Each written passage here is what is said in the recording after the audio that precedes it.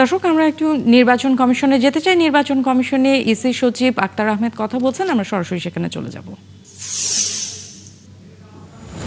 স্ব-উদ্যোগেই বলেছে যে আমরা চাই না যে আপনার নেটের স্পিড কমানো বা অন্য কোনো লেটেন্ট কোনো কিছু পদ্ধতিতে যাওয়ার পরিবর্তে, বরং আমরা ডেরোগেটিভ কমেন্টস যেগুলো আছে বা মানে যেগুলো আর কি বিদ্রুপাত্মক বা আক্রমণাত্মক কন্টেন্টগুলো বা অপপ্রচার যেগুলো, সেগুলো যেন আপনার ডাউন করা হয়, সেটা আমরা সেইভাবেই আর কি অনুরোধ করছি।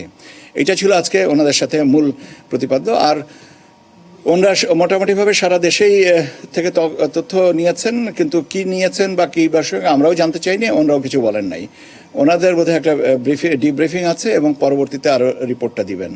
আমরা শুধুমাত্র জানতে চেয়েছিলাম যে আজকে যে 6 জনা ছিলেন তাদের ভিতরে কেউ অতীতে বাংলাদেশের কোনো ইলেকশন দেখতে এসেছিলেন কিনা। বললেন যে না, কেউ আসেন নাই। এইটাই, এই হচ্ছে